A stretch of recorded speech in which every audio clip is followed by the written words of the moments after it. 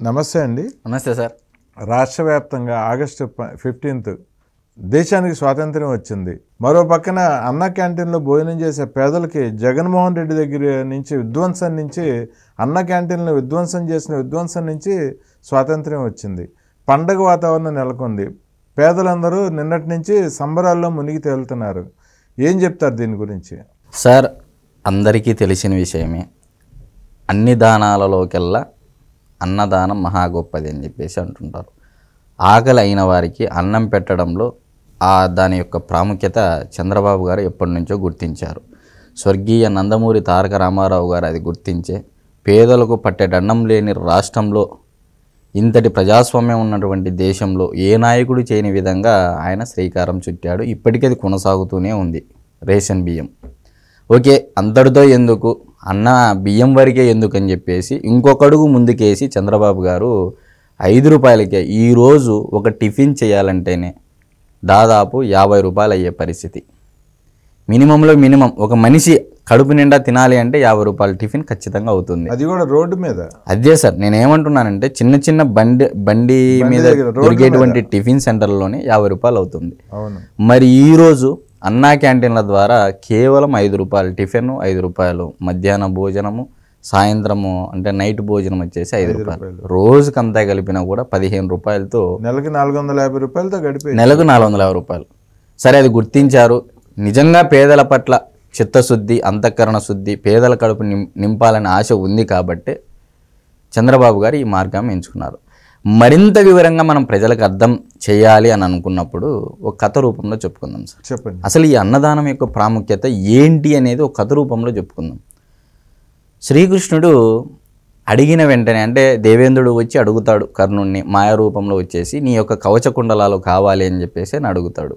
అడుగుతానే కర్ణుడు ఎటువంటి ఆలోచన లేకుండా దాన వీర శూర కర్ణుడు కాబట్టి ఇవ్వడం జరుగుతుంది.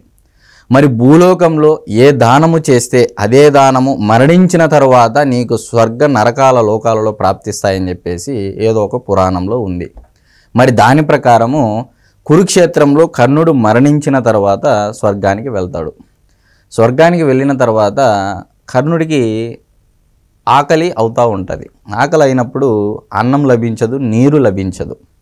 ఆలోచన చేస్తాడు, నేను ఇన్ని దానాలు చేశాను, నాకు స్వర్గానికి వచ్చిన తర్వాత కూడా అన్నము నీరు ఎందుకు లభించలేదు అని చెప్పేసి ఆలోచన చేస్తాడు. సరే, భూలోకంలో కర్ణుడి చేయని దానం ఏంది లేదని చెప్పేసి మనము అన్నీ చదువుతూ ఉంటాం. దాన వీర సూరకర్ణ కాబట్టి వజ్ర వైడూర్యాలు, బంగారు, డబ్బు, ఆభరణాలు అన్నీ దానం చేసి ఉంటాడు. నువ్వు భూమి మీద ఏ దానం అయితే చేసి ఉన్నావో అదే ప్రాప్తము ఇక్కడ స్వర్గంలో కానీ అటు నరకంలో కానీ వస్తుంది అని చెప్పేసి చెప్తారు. మరి అప్పుడు ఈయన అన్నదానం చేసి ఉన్నాడు సార్. కర్ణుడు అన్నదానం చేసినాడు. ఒకసారి రిమైండ్ చేసుకుంటే, పునరాలోచించుకుంటే కర్ణుడికి గుర్తుకొస్తుంది ఏమి జరిగిందని చెప్పేసి. ఒక మహర్షి దగ్గరికి వెళ్ళి అడుగుతాడు. అక్కడే స్వర్గంలో ఉన్నటువంటి ఒక మహర్షి దగ్గరికి వెళ్ళి అడుగుతాడు. అవమానంతో ఆకలితో వెళ్ళి కర్ణుడు అడిగితే ఇలా చెప్తాడు, నీ యొక్క చూపుడు వేలును నోట్లో పెట్టుకో అని చెప్పేసి సమాధానం ఇస్తాడు. ఆ చూపుడు వేలును నోట్లో పెట్టుకుంటానే దాహం తీరుతుంది. ఎందుకు దాహం తీరుతుందనే దానికి కూడా ఆ మహర్షి, ఆ ఋషి సమాధానం చెప్తాడు. ఒకప్పుడు ఒక మనిషి నీ దగ్గరికి వచ్చినప్పుడు ఆకలితో అన్నం పెట్టండి అని వచ్చినప్పుడు నువ్వు దుర్యోధని ఇంటి వైపు ఏలు పెట్టి చూపించావు. నువ్వు పెట్టకోకుండా దుర్యోధని ఇంటి వైపు నీ వేలు ఇలా చూపించి అక్కడ పెడతారు ఎల్లు అని చెప్పేసి అన్నావు. అది గుర్తుంచుకొని కాబట్టి ఈరోజు నీ చూపుడు వేలు నీ నోట్లో పెట్టుకోగానే దాని ఫలితం నువ్వు అనుభవించావు. దాహం తీరింది అనగానే దాని తర్వాత అక్కడ ఉన్నటువంటి వారి సాయంతో, కొంతమంది ఋషులు పెద్ద పెద్ద వాళ్ళ సాయంతో మళ్ళా భూలోకానికి వస్తాడు. భూలోకానికి వచ్చి అన్నదానం చేసుకునే అవకాశము లభిస్తుంది కర్ణుడికి. మరలా అంటే స్వర్గానికి వెళ్ళిన తర్వాత కూడా మరలా భూలోకానికి వచ్చి అన్నదానం చేసే అవకాశం కర్ణుడికి వస్తుంది. ఆ రోజే మహాలయ అమావాస్య రోజు అని చెప్పేసి ప్రతీతి. మరి ఈ మహాలయ అమావాస్య రోజు కర్ణుడు అన్నదానం చేశాడు కాబట్టి అంతటి ప్రాముఖ్యత వచ్చింది. మరి ఇటువంటి అన్నదానాన్ని గుర్తించినటువంటి వ్యక్తి నారా చంద్రబాబు నాయుడు గారు. మరి ఎంతో బృహత్తరమైన కార్యానికి నాంది పలికారు. మరి ఇప్పుడు చెప్పండి సార్, రూపాయలు అన్నం పెట్టేటువంటి క్యాంటీన్ను నిర్దాక్షిణంగా దాక్షిణ్యం లేకోకుండా కేవలం నారా చంద్రబాబు నాయుడు గారికే పేరు వస్తాదని చెప్పేసి దాన్ని ధ్వంసం చేసినటువంటి వ్యక్తి వైఎస్ జగన్మోహన్ రెడ్డి గారు కక్షతో. మరి నిజంగా ఈ ఒక్క అన్నా క్యాంటీన్ విషయంలో మనం చూసుకున్నట్లయితే ఎవరు పేదల పక్షపాతి, ఎవరు పెత్తందారుల పక్షపాతి అనేది క్రిస్టల్ క్లియర్గా ప్రజల ముందు ఉంది వాస్తవం. అంటే జగన్మోహన్ రెడ్డి నరకానికి వెళ్ళినప్పుడు ఆయనకి భోజనం దొరకదంటారా? నేనేమంటున్నానంటే ఇక్కడ భోజనం యొక్క ప్రాముఖ్యత అంటే అన్ని దానాలలోకెల్లా అన్నదానం మహా గొప్పది. ఒక్క క్షుద్బాధ అంటే ముందు మన ఆత్మను మనం పరిశుద్ధం చేసుకుంటేనే కదా సార్ అవతర ఆత్మను మనం నింపడానికి పని చేయడానికి అవుద్ది. ముందు నీ శరీరం నిలదొక్కోవాలంటే ముందు నీ ఆకలి తీరాలిగా. మరి అలా అటువంటి ఆకలిని ఎంతోమంది పేదల ఆకలిని తీర్చేటువంటి బృహత్తరమైన ప్రణాళికను రూపొందించినందుకు నారా చంద్రబాబు నాయుడు గారికి కూడా ఈ మీడియా ముఖంగా నేను ప్రత్యేకంగా ధన్యవాదాలు తెలుపుకుంటున్నాను సార్. ఓకే.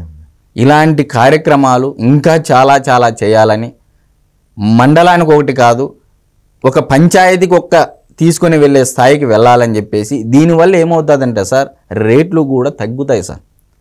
ఈ యొక్క 5 రూపాయలకి ఏదైతే భోజనం ఉందో ఇలాంటివి ఎక్కువ అవ్వడం వల్ల ఏమవుతుంది అంటే ధరల స్థిరీకరణ కూడా అవుతుంది అని చెప్పేసి నేను బలంగా నమ్ముతాను సార్. ఓకే. ఇప్పుడు టిఫిన్ సెంటర్స్లో విపరీతంగా సార్ ఒక టిఫిను 15 రూపాయలు ప్లేట్ అనుకుంటే ఫుల్ ప్లేట్కి వచ్చేదానికి అది డబల్ అవుతా ఉంది. మామూలుగా ఒక 30 రూపాయల ప్లేట్ అనుకుంటే 4 ఇడ్లీ వస్తాయనుకుంటే 2 ఇడ్లీ ఎంత అంటాయే 20 రూపాయలు అని చెప్తారు. మామూలుగా హాఫ్ ప్లేట్ ఎంత అయింది సార్ 15 రూపీస్. ఇది ఒక రకమైన దోపిడీ. టిఫిన్ సెంటర్లు కానీ డిన్నర్లలోకి ఎక్కడైనా వెళ్ళినా కూడా హోటల్స్కి వెళ్ళినా కూడా ఇది ఒక రకమైన దోపిడీ ఎక్కువైపోయింది. 30 రూపాయల ప్లేటు 4 ఇడ్లీ అని అనుకున్నప్పుడు మరి హాఫ్ ప్లేట్ అన్నప్పుడు ఎంత అవుద్ది సార్ బిల్లు? 15 రూపాయలు అవుద్ది. మరి ఈరోజు ఎంత వసూలు చేస్తున్నారు? కొన్ని చోట్ల బండ్ల మీద కూడా ఎంత వసూలు చేస్తున్నారు? 20 రూపాయలు వసూలు చేస్తున్నారు. అంటే 5 రూపాయలు దోపిడీ. మరి ఇదే 5 రూపాయలకి అన్నా క్యాంటీన్లో టిఫిన్ వస్తూ ఉంది, మధ్యాహ్నం భోజనం వస్తూ ఉంది, నైట్ డిన్నర్ వస్తూ ఉంది. ఇంకేం కావాలి సార్? ఇటువంటి వచ్చినప్పుడు వాళ్ళు కూడా ఏమవుద్ది? ధరల స్థిరీకరణ అవుద్ది. అవతల వాడు కూడా రేట్లు తగ్గించుకోవడానికి ఆస్కారం ఉంటుంది. కొంతమంది అనొచ్చు ఇది అక్కడ ఆ సెంటర్లో ఉన్నటువంటి టిఫిన్ సెంటర్లను కడుపు కొడతారు అని చెప్పేసి అనొచ్చు. అది కూడా ఉంది సార్. అలా అనేవారికి కూడా సమాధానం అయ్యా బతికితే ఒక 10 మంది ఆ టిఫిన్ సెంటర్ల ద్వారా బతుకుతూ ఉంటారు. వాళ్ళ హోటల్స్లో పనిచేసినటువంటి ఒక 5 మంది వేసుకున్నా కూడా 50 మంది బతుకుతారు. కానీ ఒక అన్నా క్యాంటీన్ ద్వారా రోజుకు ఎన్ని వందల మంది కుటుంబాలు బతుకుతాయనేది కూడా మానవత్వంతో ఆలోచన చేయాలని మనస్ఫూర్తిగా కోరుకుంటున్నాను సార్. ఓకే అండి, అద్భుతమైన కార్యక్రమం అయితే జరుగుతుంది చంద్రబాబు నాయుడు గారి చేతుల మీదుగా. ఇది ఎప్పటికీ ఇలాగే కంటిన్యూ అవ్వాలని చెప్పి చంద్రబాబు నాయుడు గారు కోరుకుంటున్నారు. ఆయన భార్య గారు నారా భువనేశ్వర్ గారి చేతి మీదుగా నిన్న ₹1 ఇక్కడ కూడా అదే సార్. మరొక్కసారి నందమూరి తారక రామారావు గారి బిడ్డ అని చెప్పేసి మరొక్కసారి నిరూపించుకున్నారు సార్. నిత్యము ఆమె మీద ఎన్నో అవమానాలు నిందలు మోపినా కూడా అవేమీ పట్టించుకోకుండా సమాజమే దేవాలయము, ప్రజలే దేవుళ్ళు అన్నటువంటి ఆ నినాదం ఏదైతే వాళ్ళ తండ్రి గారు ఇచ్చారో, స్వర్గీయ నందమూరి తారక రామారావు గారు ఇచ్చారో అదే నినాదాన్ని ముందుకు తీసుకొని వెళ్తా ఉన్నారే తప్ప డీవియేట్ కాకుండా కేవలం ప్రజలకు ఏ విధంగా సేవ చేయాలి.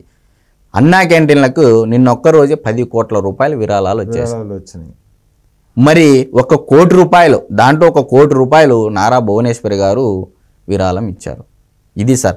అదే వైఎస్ జగన్మోహన్ రెడ్డి గారు భారతిరెడ్డి గారు అయ్యి ఉంటే యాడీ ఇచ్చేసి ₹2 కోట్ల ప్రజల సొమ్మును తన ఖాతాలో బటన్ నొక్కి వేసుకునేవాళ్ళు సార్, సాక్షి పేరు మీద. నేను అదే అంటున్నాను సార్. నేనేమంటున్నానంటే ₹1 కోటి ఇక్కడ నారా భువనేశ్వరి గారు విరాళం ఇచ్చారు ప్రజలకి. ఇదే భారతిరెడ్డి గారు అంటే సాక్షి పేపర్కి యాడ్ ఇచ్చేసి ₹2 కోట్ల ప్రజల సొమ్మును బటన్ నొక్కంగానే అట్లా పడిపోయేది సార్. ఎవరు పేదల పక్షపాతి, ఎవరు పెత్తందారుల పక్షపాతి అనేది ప్రజల ముందు మరొక్కసారి సుస్పష్టంగా ఉంది. ఆలోచన చేయండి అని చెప్పేసి నేను మనస్ఫూర్తిగా కోరుతున్నాను సార్. ఓకే అండి, మా అన్న క్యాంటీన్ల గురించి మరో వీడియోలో మళ్ళీ వివరంగా మాట్లాడుకుందామండి. థ్యాంక్ యూ అండి. నమస్తే అండి.